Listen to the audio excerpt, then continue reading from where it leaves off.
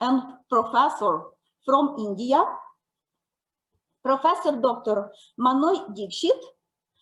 The professor is the chair of our plenary session. So, dear professor, I would like to give you time to tell a few words. The floor is yours. So we would like to listen you and your valuable speech. You are welcome. Professor Dr. Manoj Dixit.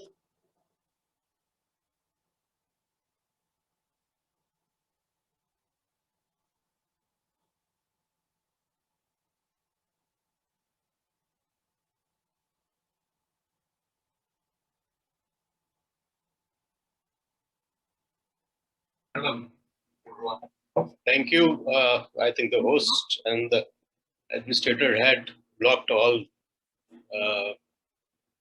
mics, therefore I was not able to connect you. It's so nice to see such a galaxy of speakers from all over the world. And as Oksana told us, 35 countries are represented in this particular conference, which discusses various issues related to migration and also the gender issues related to migration. Honorable Rector of the University, Alfred Nobel University of Ukraine, and particularly Oksana, we have had the opportunity to discuss some issues before coming to this particular conference, and also discuss the preparation of this particular conference. I will make a small presentation also during this my speech, but before that I have some basic suggestions to make. When we discuss an issue of global importance like this, migration, a lot of presentations and a lot of papers that have been presented and that will be presented, they discuss about the experiences of different nations with regard to migration, and also the magnitude of migration, and of course the resultant problems because of migration and all that. These are discussed very prominently in a lot of conferences and seminars across the world. But my suggestion and submission will always be, like a true Indian, that first let us discuss the diagnostic part of it. Why this happens. Unless we are able to understand why this happens, we will never be able to understand as to how to treat this phenomena or how to tackle with this phenomena, or should we continue to see this migration as a problem that cannot be resolved. What has happened is this. Say, for example, I take an example from Indian system of education. Indian system of education started, as it used to be, not now. Of course, for the last 175 years, when Britishers took over the Indian education system, this was broken.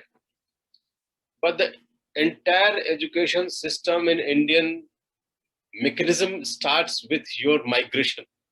Migration, or what you call as Deshatana in the Indian Sanskrit, is the first way of, or first route of, or a first reason of attaining knowledge.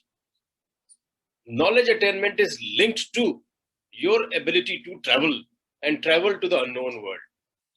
If you call it migration and you take it as a problem, your education will be lost. But then what happened? Then, of course, when you attain this knowledge, you come back to the society, you serve the society with the attained knowledge, and therefore, of course, mature yourself and imbibe your attained knowledge from across the world to the society that you want to serve. And then, of course, there is also another third phase of detaching yourself from the society and going back to the nature again to disseminate the same piece of knowledge that you have attained to the next generation. That is the system of migration that India practiced for 1,500 years. All great people have migrations in their life. They could not become great unless they migrated. So the migration is not problematic so long as it is for the sake of attaining knowledge. Now, what has happened next phase? Next phase, the phase that we are discussing is that all life goal is to earn money. So the establishment of money economies around the world, rather than knowledge economies around the world, has led to this kind of migration for attaining money from any other sources than the one that you have. And of course, and you can see the history of in the entire world, the economic history of the entire world, that it is the money economy which drives you from your own homelands to other lands, and that is also not for the attainment of knowledge, but for the sake of attainment of money, and then of course resources. Money and resources are always limited, and therefore the host country, wherever you migrate, we always believe that you are stealing their resources, valuable resources, and therefore there is an anti-movement again. All kind of migrations, whether it is US, Mexico issue, or across the world, entire Europe. And of course, the third wave of migration is within the countries. Large countries like India and China and Indonesia and all these countries face the same amount of problem of internal migrations for attaining some kind of livelihood and money. And this is something that I suggest to Oksana and the Alfred Nobel University, who have taken such a beautiful lead to start this program, that we must continue to organize a seminar on this particular theme for next 10 years, at least to reach to some kind of a conclusion with regard to diagnostics, and then contribute to the world that this is what we have got. The reason for this entire problem is now known to us. Like in medical systems, you research for 10 years to find which virus is creating what problem.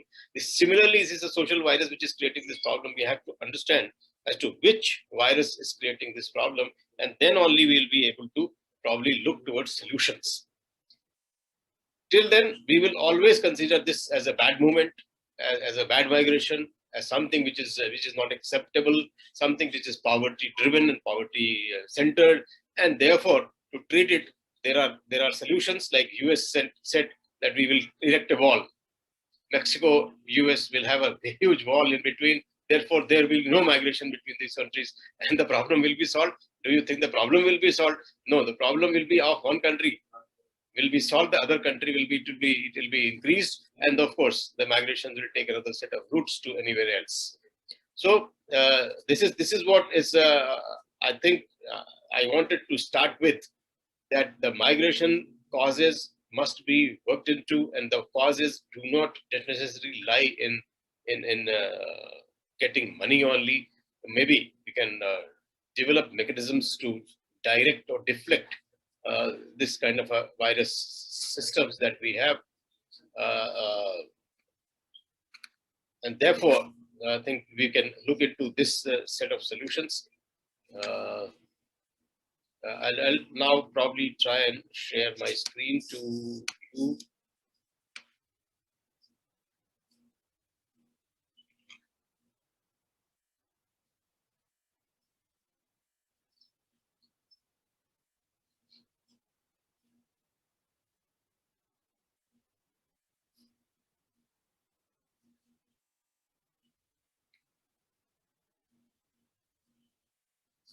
I think you can see this screen now.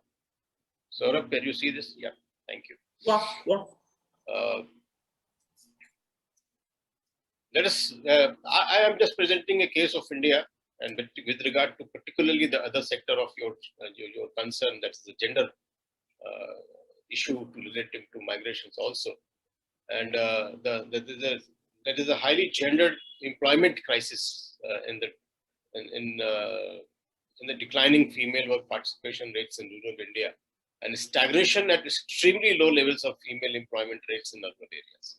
Now, female employment and male employment, if they are to be taken separately, you will find this kind of a problem, that the male-female ratio with regard to employment is absolutely lopsided in India.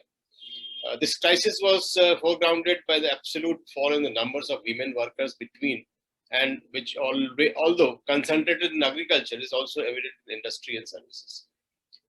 We had a lot of women, female agriculture laborists working in the grounds, but then with the mechanization increasing, with automation increasing, that also is getting disturbed.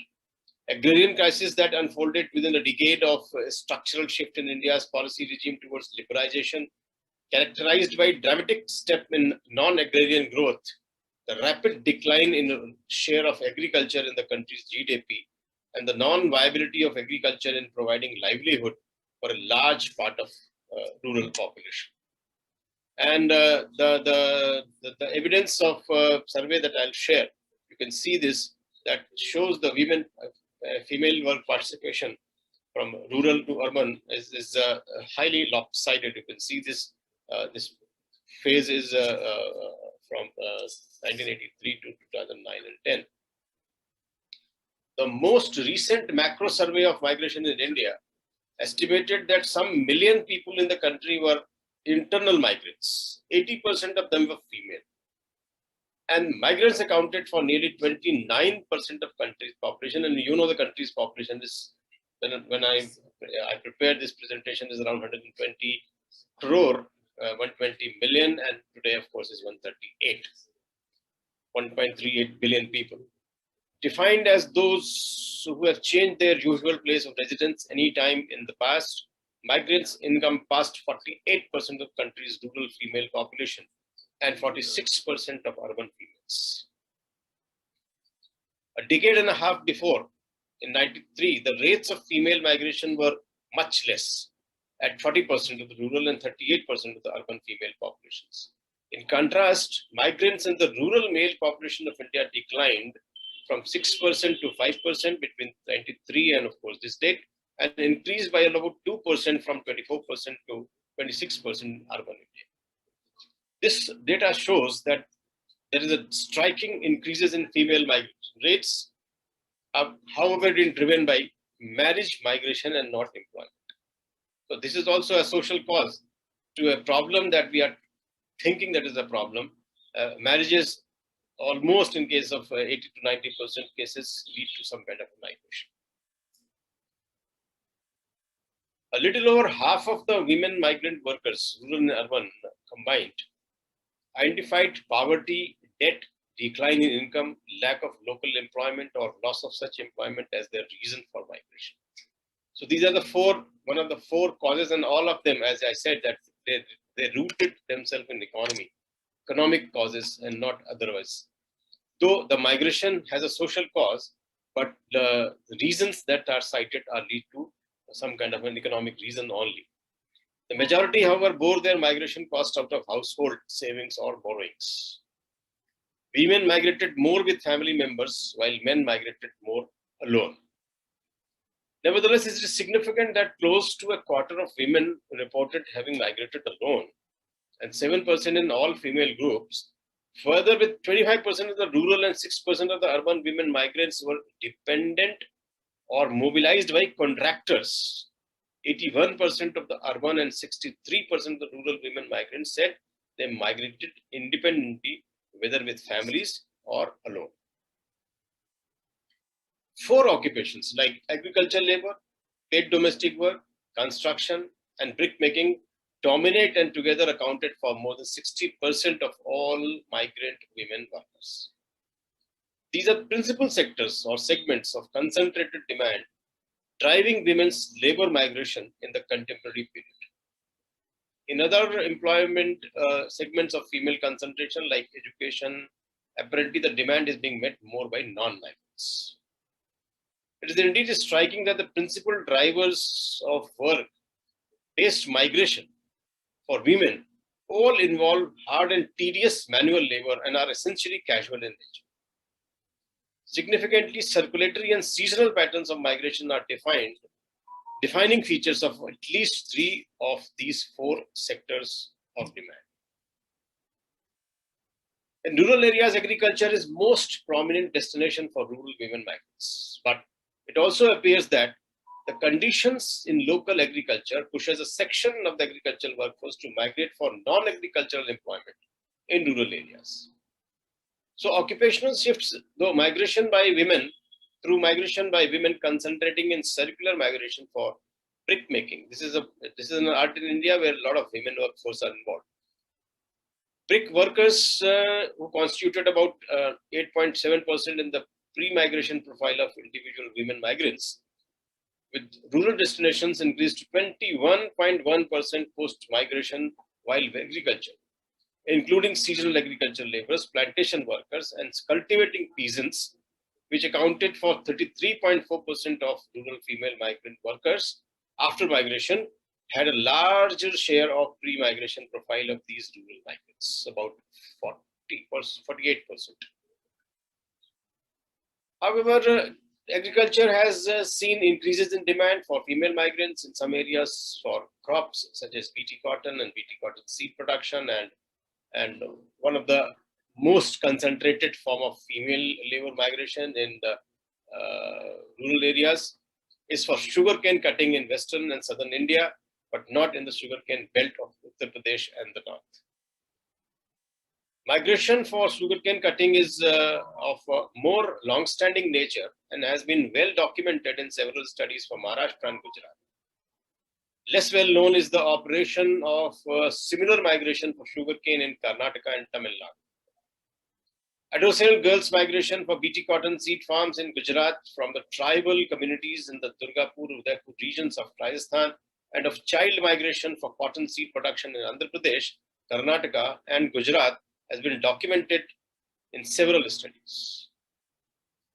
Our field work shows women migrating from Godhra and Dahod to the Saurashtra region of Gujarat for BT cotton farms, as well as from Rajasthan to parts of Punjab. The two concentrated streams of rural female migrations are for cane cutting and brick manufacture. Both involve circular migration and on-site work residence for a major part of the year.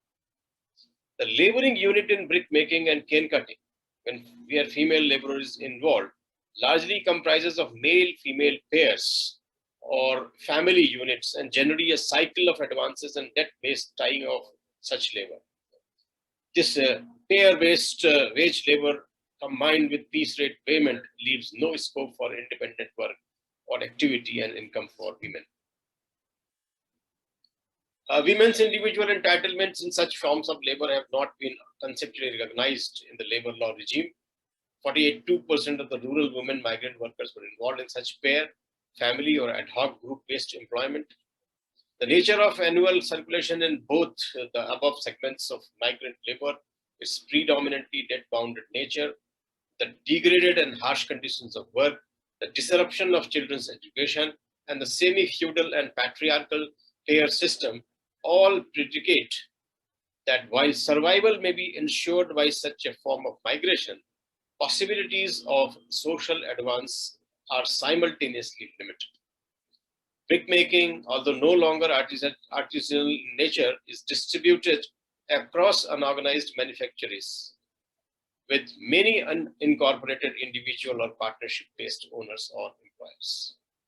On the other hand, this pair-based cane cutter system are recruited not by individual farmers on whose field they labor, but by modern organized sector sugar mills, often having corporate-style management systems.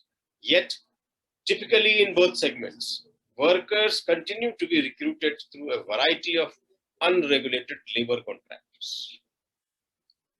On the other hand, in urban areas, close to 1/3 of the migrant women workers were either unemployed or engaged in only family domestic duties before migration. They were able to enter employment through urban wards migration. Only a small proportion of the urban women migrants had a pre-migration background in agriculture work, and many were in service sector or other diverse jobs even before migration. Coming to the manner of migration, you can see the recent pattern of economic growth characterized by a rapidly declining share of agriculture in the country's GDP and accelerated growth primarily in services has not generated commensurate demand in terms of employment, for which women have paid the main price of reduced employment. there is a need to bring into the debate questions related to structural limitations to the migration enterprise under the current growth path. Nevertheless, the urge to change the conditions of their life and work for it is evident from women migrant workers, regardless of whether they migrate in families or independently. This, combined with a significant presence of autonomous migration by women, not all of which is contractor-driven, does indeed indicate the makings of a wave of social assertion and aspirational motivation. And to conclude, I just list out some worrying trends. One is narrowing of the field of opportunity for women's work-based migration and diversification of employment. Two is reinforcement of entrenched patriarchies. Three is renewed elements of concentrated inequality and degradation for many that are not compensated by the social advance of some. Need for a greater policy focus on redistributive growth, without which migration in India is less rather than more likely to offer a route towards social transformation of a more non-patriarchal and equalizing nature. I would say that to conclude, I would say that though the migration issue has a lot of economic connotations in its understanding, the solutions are on the social side. Solutions are on cultural side. Solutions on correcting the rural-urban divide.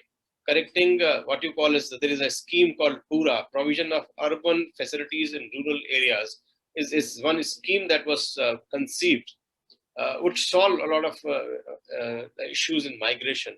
Nobody likes to migrate.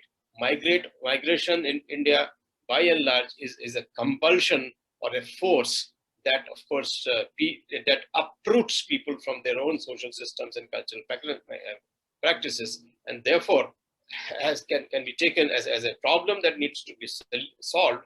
But solutions must lead to social integration, solving social issues and cultural issues. Not, of course, when you see that there is a more and more mechanization and industrialization and use of ICT and remote facilities is increasing, it is leading to more loss of jobs of traditional nature in the fields. And therefore, you can always see this possibility of migration, poverty, employment, and social problems all combined into one and breaking the equilibrium of the society. And therefore, you cannot touch one and believe that the other will be solved automatically. We have to have a fine balance between all these so that this equilibrium remains maintained. There is a linear system which balances the whole system of balances. Of course, the globalization process and the capitalism by thought process and as a problem-solving idea has its own serious limitations and which need to be debated. And that's why I said we need to have a 10-year period for debating even those issues which lead to this kind of a thought process and creating narratives as to how this problem can be solved socially, locally, without turning into global issues. Thank you very much, Dr. Oksana, for letting me present my small piece of paper. And I wish best of luck to all the paper presenters till around 7:15, that Indian Standard Time that we have time for. And I hope that I will be able to meet you at the end of the session again. Thank you very much. Thank you very much, Professor. And I would like to tell you, your speech